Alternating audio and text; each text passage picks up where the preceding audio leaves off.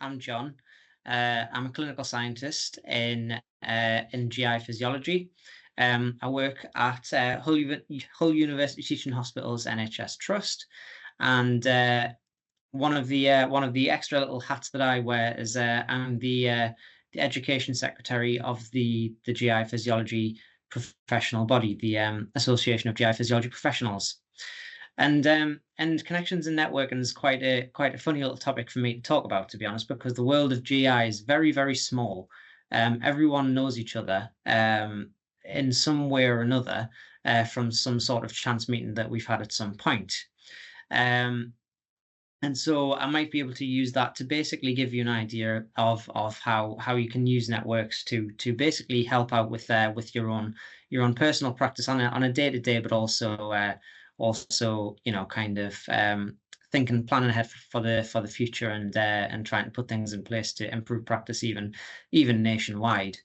And so nothing I'm going to really talk about is going to be outstanding, but might kind of provide some food for thought.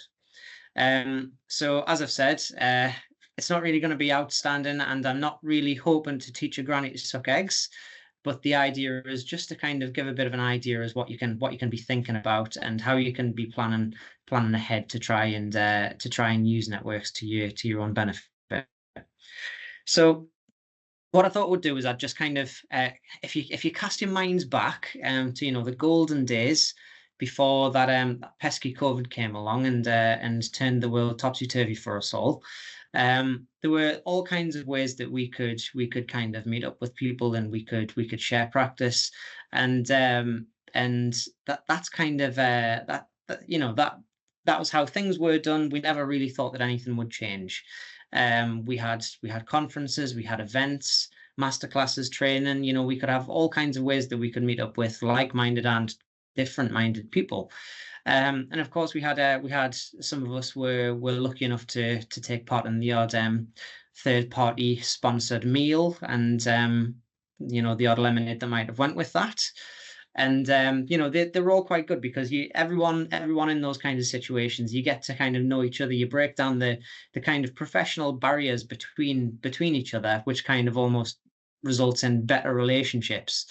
And that's good, because, to be honest, that resulted in kind of, it worked in better working relationship, where you could, if you had a question to ask someone, you might feel a little bit more comfortable, and you might not feel like you were going to get shot down because of the fact that you already had that relationship developed. I know for a fact, especially with the kind of the third party people who were sponsoring the companies, especially if you have reps, there's research which has been done, all kinds of research which has been done across the 80s, 90s, 2000s, where they found that just developing a positive relationship, which kind of transcends that professional level with your client, results in a much higher chance of being able to sell equipment. So, that's why they're always trying to have those random little meetings with you, just to check in on how you're doing. It's not because they're really wanting to see how you're doing, not that they really care. They're just, they're trying to foster that kind of that goodwill with you, and kind of break down those barriers, so that you can make those relationships work, and so that they can make them work to their advantage. And there's absolutely no reason why we shouldn't be doing that in the same way. So if we jump forward to COVID, things became a lot more insular. Everyone started throwing around these the word silos, and about how we used to basically get into silo working, and we kind of really struggled to break out of our own little worlds there, whether it was because we were just getting our heads down and trying to crack on through waiting lists, or whether it was just because there wasn't really the opportunity to actually meet with each other and kind of refresh those kind of networks that we had. And it resulted in much more insular working lives, where we couldn't really rely on each other and kind of ask each other questions and ask for help. And then since then, things have started to get a little bit better. We're back to kind of where we used to be, but also there's been this push for actual, proper established networks, which are backed by NHS England, some of which actually have funding. And these are great. And the reason why is because, you know, you can have them on all kinds of different levels depending on what your needs are. So, for example, you can have local networks which are within your trust, and I'm sure you know all about these, to be honest. Regional networks. So, for example, in GI physiology, we have the Northeastern Yorkshire GI Physiology Network, which is great because there's only GI physiology being a small specialty that it is. There's only about uh, 30, 40 people who are even involved in it. But because of that, you have a good awareness of who's in your area, of who's doing what particular investigations, who should be referred to where. You know, everyone works quite well together. Everything's nice and seamless because of it. Um, you have you have specialism networks, whether that's physiological sciences, whether that's kind of pathology, and then you have kind of cross specialism ones as well, where they might kind of transcend those specialism levels and go into kind of um, I suppose healthcare science council level. And you know, all of these have the benefits because depending on what you're hoping to achieve, you go to the relevant network. And the best thing about all of these networks is there'll often be a meeting, there'll often be an agenda, but the best thing about any of the networks is it's the breaks. Um, and it might not be for the reason that you think it is. So yeah, I love a coffee, I love a bit of food. But actually the best thing about these break times is the fact that you can just talk to people. You can just talk, you can meet people who you wouldn't necessarily have met if you were just kind of getting, you know, doing your kind of daily grind, and that way you can get out off the treadmill, and you can meet people who might be able to help you out with things that you otherwise wouldn't have met. You can have you can meet people who might be able to suggest different ways of doing things. There might be someone from a different specialty who's tried a particular template, who's tried something to to combat a particular problem, and then you can try and use their template to your advantage and see if it solves your problems. And it's a great little way of just trying to kind of step back and review what you're doing and see how can you do it differently. And I suppose one example I have has been the education secretary of Egypt, is back in September 23, I think it was. I attended it was actually the National Schools STP induction event, and I was a inspirational speaker. Who wants to aspire to be me? But who knows? So basically, I was attending that event, and I didn't actually really read the agenda, if I'm going to be completely honest with you. I didn't really know when I was supposed to be there.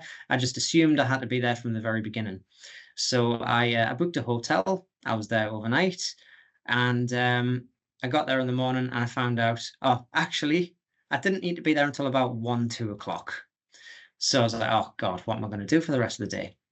And basically, me and some of the other staff from the national school, we just sat and we were just having a great little time. We were just having a crack on, having a good little joke. But then we were kind of putting the world to rights, which is always good fun. But then also we talked shop a little bit, and we kind of discussed the issues that GI physiology as a specialty has. And it was quite good because there's a guy there who I won't mention his name, but there's a guy there who I got talking to who I was talking about GI physiology training pathways and different ways that we can think about doing ways we can think about doing things differently. Sorry, I should say.